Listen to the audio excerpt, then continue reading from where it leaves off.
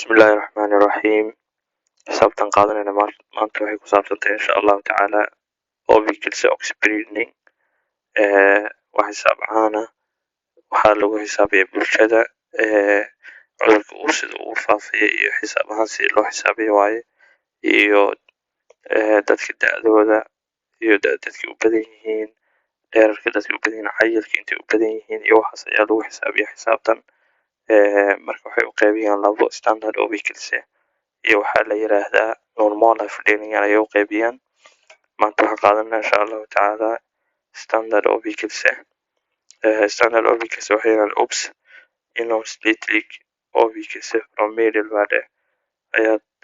la fiirinayaa ama xisaabta dhexdhexaadka ama dadkay u badan yihiin meesha waxaan maanta tusaale ku qaadanay length dherarka dadka ay u badan yihiin inta dhexdhexaadkooda iyo waxaas waxaan ku haysanaa 164 172 180 184 iyo 190 marka aad medelvärde soo saaraysid waxaad leedahay medel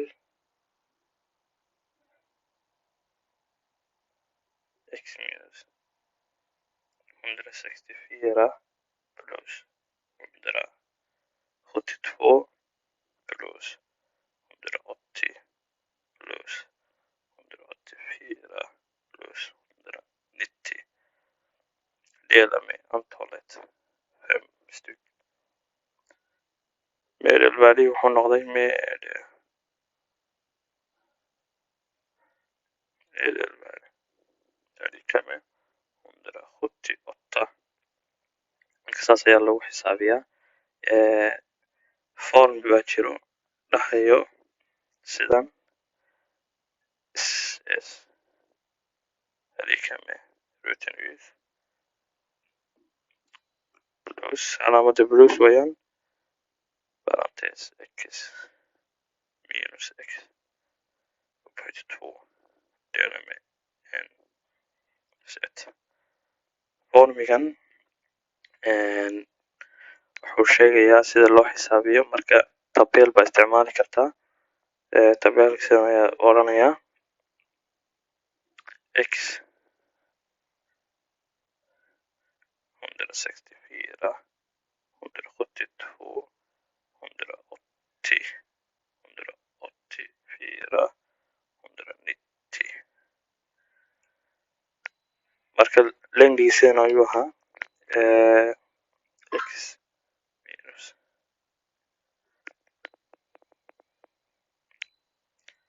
164 minus 178 och medelvärdiga det blir minus 14 minus 6 var noll 2 6 12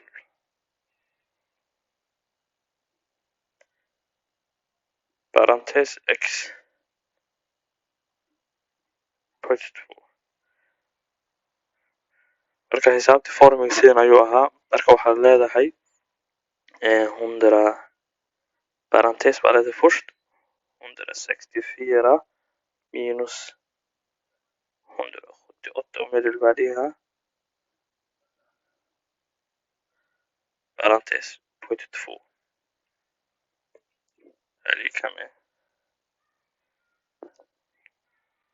196 kan nog noqday 36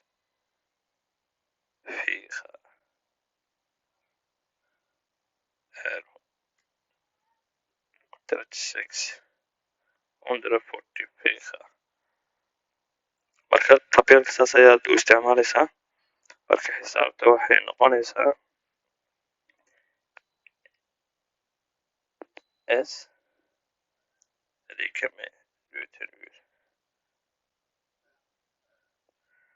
196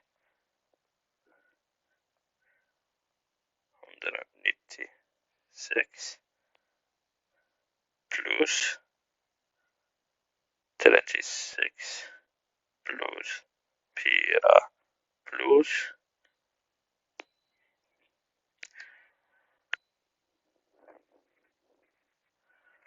36 plus 144 dela med antalet. Antalka waxaa weeyaan 5 5 weeyaan marka antalkii minus 1 marka det blir 4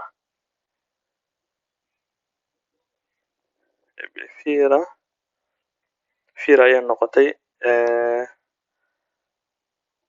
standard svarkina waxaa weeyaan svar ungefär 10,2 maanta xisaabtan intaas ayay ku koobnayd insha allahu tacaala standard oo wiilkiisa waa mahadsantihiin assalaamu calaykum waraxmatullaahi wabarakaatu